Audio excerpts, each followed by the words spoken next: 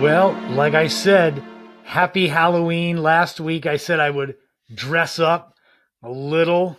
You can't see any emotions on my face. Welcome to the sixth Webcam Weekly Wrap-Up video podcast. This is the podcast that goes over my week that was, the Initial Impressions 2.0 blog. It's a few days before Halloween when this goes up. I said last week maybe I'd dress up. I got my pumpkin. I have to do a crop edit to get the pumpkin. Remember last week I said he'd have a face look? Pretty good, right? For a Sharpie? Yeah. I didn't want to carve it up because this thing's going to last me until June, and then I'll destroy it like I did last year. I've also got my friend Sebastian the private-eyed monkey. I don't know why. This was part of my costume that I wore. This was earlier this year, a 40th birthday party. It was kind of a murder mystery.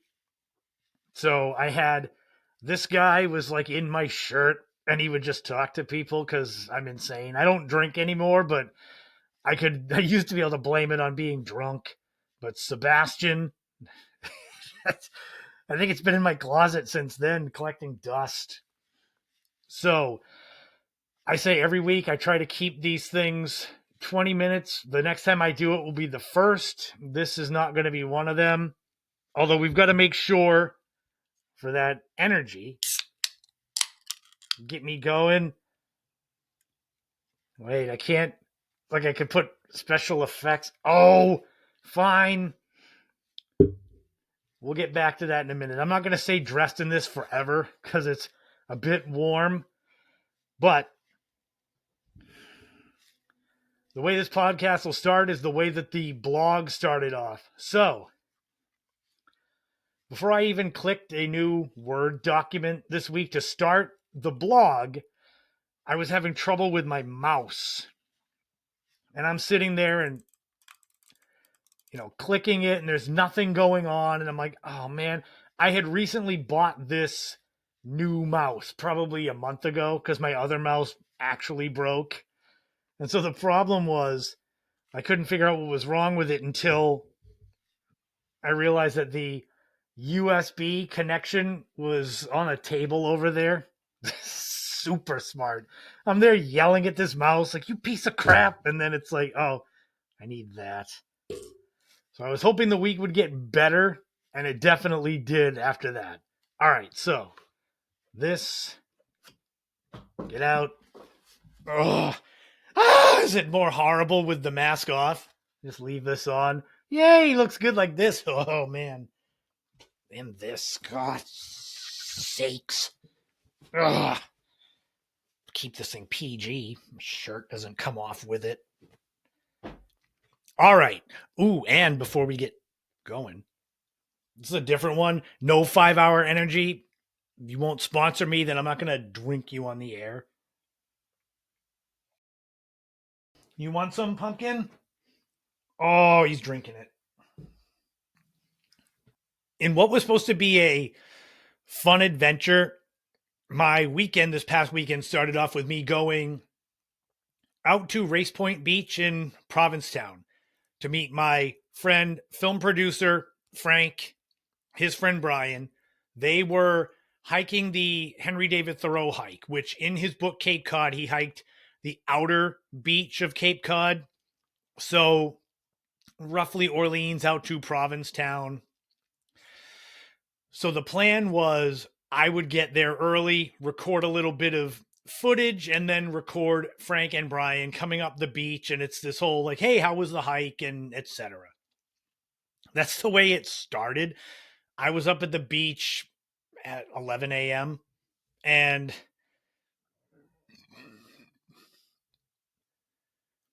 I got myself some B-roll footage of the stuff around Race Point Beach. You'll see the photos going up there. Frank calls, gives me kind of an idea of where he is in relation to the beach. It's a little bit further south, but I say I'm waiting. I started hiking south to meet them. And after about a half mile, I said, man, my feet are tired. I'm going back. And it was not that long after that Frank called and said that they were dying out there walking on the soft sand, and that, they were trying to do what would have ended up being 10 miles at least on the beach, soft sand.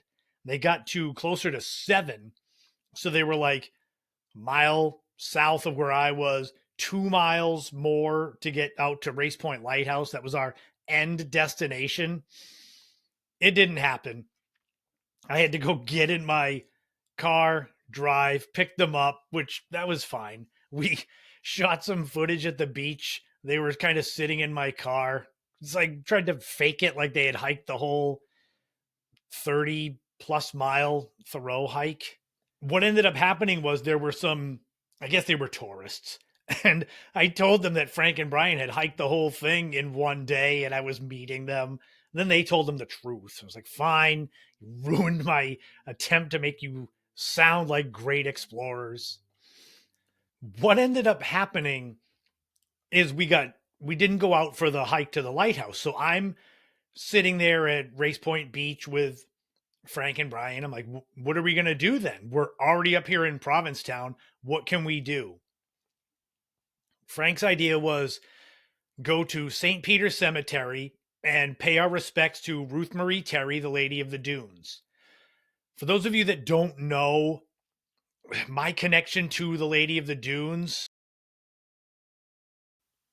Frank Durant, he did the Lady of the Dunes documentary. It helped to get law enforcement moving to solve this nearly 50-year-old cold case on Cape Cod that I grew up with.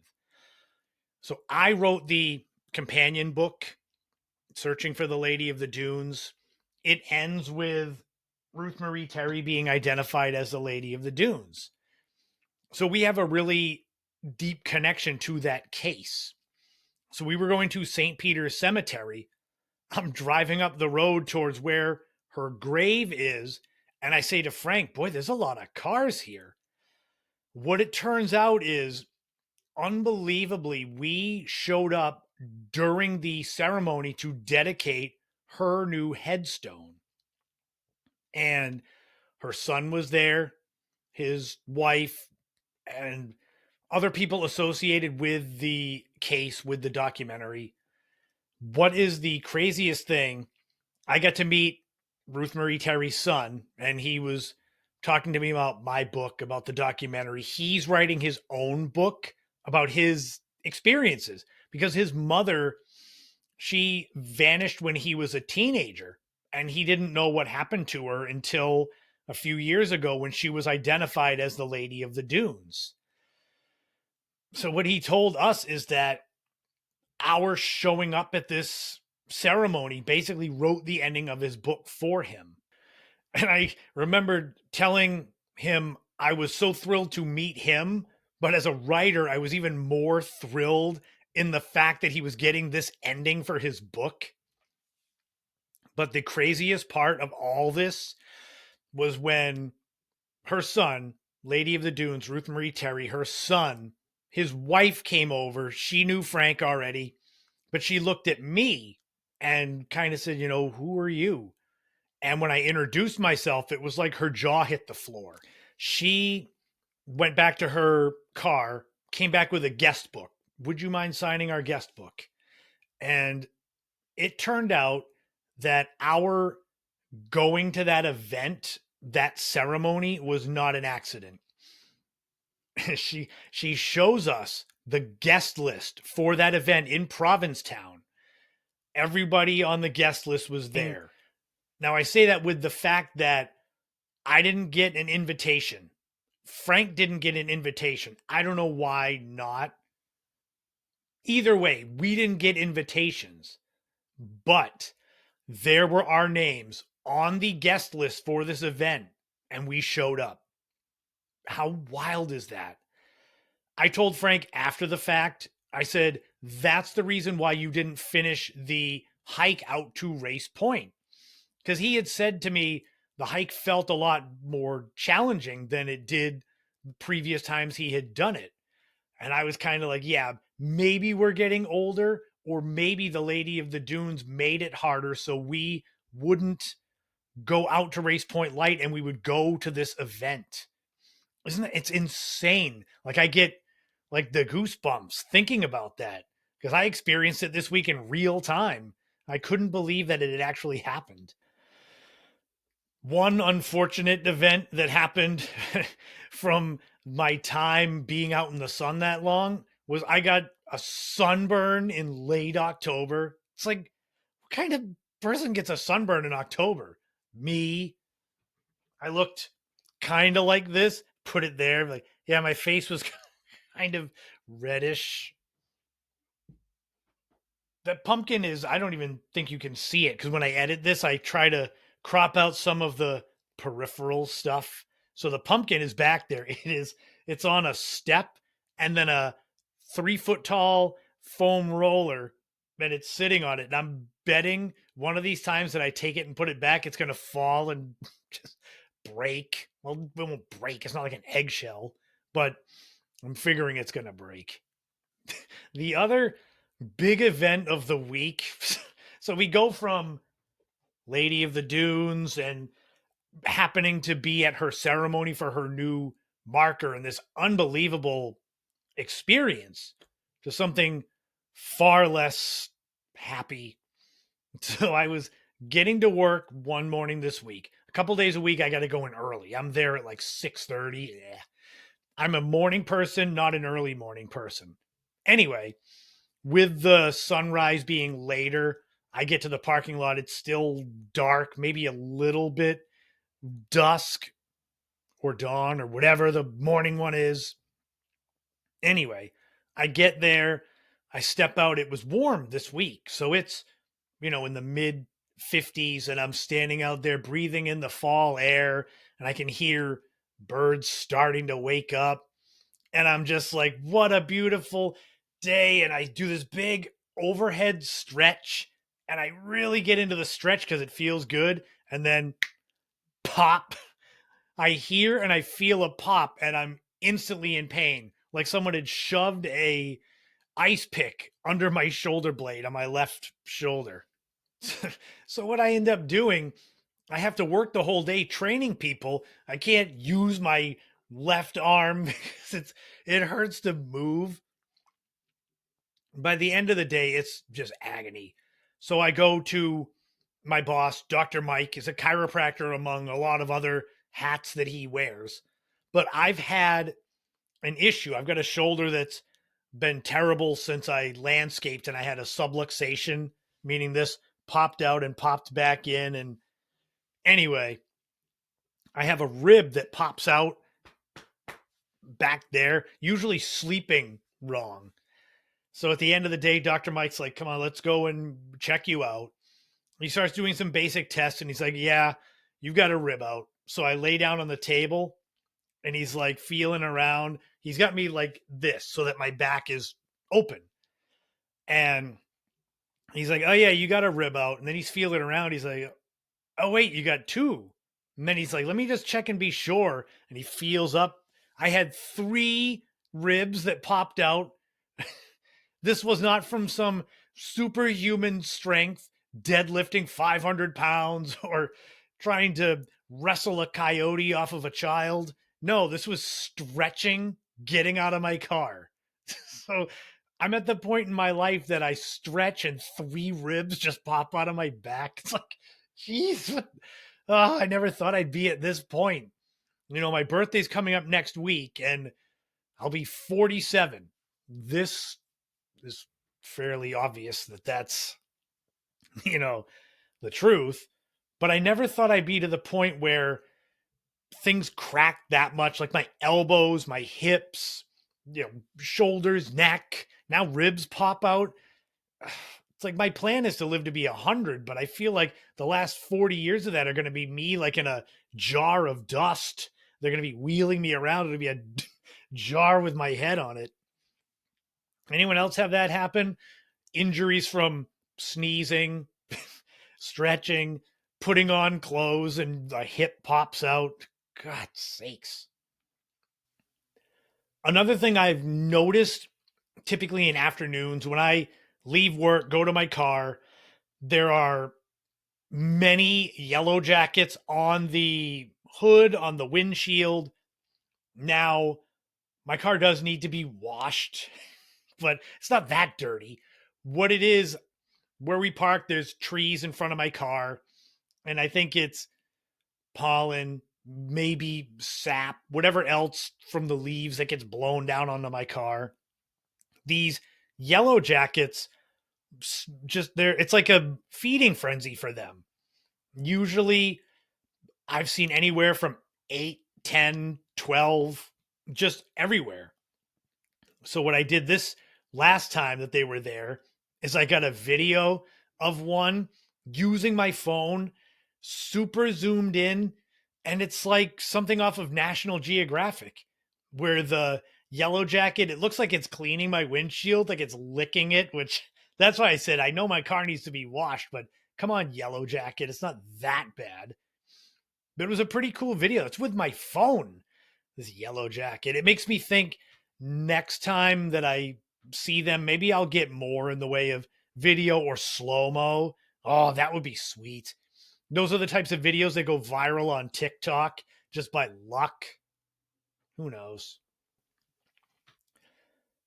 Did you know that on ChatGPT, if you're going to write an article, you have to check a box like a CAPTCHA to prove that you're human? You find the irony in that? In order to write an AI story, you must first prove that you are human. Like I just shook my head and laughed. I'm like, okay, I guess that makes sense. They want you to think you're safe from AI, that AI is not just talking to more AI and then there goes the end of the world. So yeah, this weekend is Halloween, or in a few days when this goes live. Halloween is on Thursday. I will not be dressing up because I got no reason to. And then this coming weekend is my birthday. The weather looks good. My big thing, I don't set resolutions like New Year's resolutions for my birthday. I try to have, I guess, intentions, what I want this year to be. And I don't really have big ones. It's like I'm setting myself up here. The plan is, I can't reveal too much. In March, I am going to have my first film role, my first acting role. It's an indie horror film. That's about all I can say.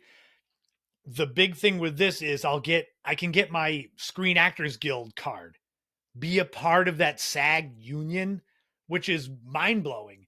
Brings me back to the days when I had my camcorder and I wanted to be a film director in the 90s. Now here I am. I'll be an actor. I don't know if I'm going to be good. This is just me here. I'm not acting like I'm a character. So who knows? It could be something that I'm just terrible at it and I don't get any other roles. Or maybe it leads to something. You never know. So my big thing is my birthday hits. I enjoy that. I'm not going to be that stupid. But the next day, I have to go on the big training and diet regimen so that when we film this movie in March, I look, I don't want to say like a movie star, but more like when people see me, they're like, ooh, who's that guy? Instead of, who's that guy? I don't want to look like this Sebastian, big old fat and stuff. Oh, he fell. Whatever. But that's my plan is this is kind of like the lame duck period where I'm still going to the gym. I'm trying to be okay with my diet, but not too strict because I know that the day after my birthday, I've got to focus. It used to be easier when I was younger, when I could run 50 miles a week and I was 8% body fat. And it was like I got into the best shape of my life in my late 30s. It's not the same now. I'm now entering my late 40s, which, oh, God. So it's harder. I make the joke, and probably other people say the same thing. When you get to be this age, you have to work twice as hard to get half as far, which doesn't sound like it's a fun recipe for success, but that's what's coming up after my birthday week. So next week on the show, I'll probably have stories of how that started, my birthday, how that went. We'll see. I don't drink anymore, so I don't do going out to bars and stuff. It's like you don't want to be that one where you're the sober one and you're sitting there at the bar. What can I get you to drink? Water. And they're like, so we'll see. But that's the week that was. I always tell you on these shows, I can't do the full blog. I'm trying to keep these manageable in length. Clipchamp that I use, they have a timer. It's down here on my screen. I get 30 minutes to record, and then this thing will just shut off. So I try to keep it manageable. That means skipping some of the stuff in the blog, which also should entice you to go and read it. But check that out. If you enjoy the video podcast, my foolishness, dressing up a little bit, my pumpkin, oh, he's not fallen yet, my pumpkin and such, and you want to become a Patreon subscriber, you can do that in my Footsteps podcast. Buy me a coffee. Those are one-time things. You don't have to be a subscriber. Although I am trying to do more free content on Patreon, including an article that I'm going to be putting up called What I Learned in My 40s So Far. It's a little more deep, talking about things since I turned 40 that I've learned about life. I call it a short story, but it's pretty long. We're looking at getting close to 8,000 words.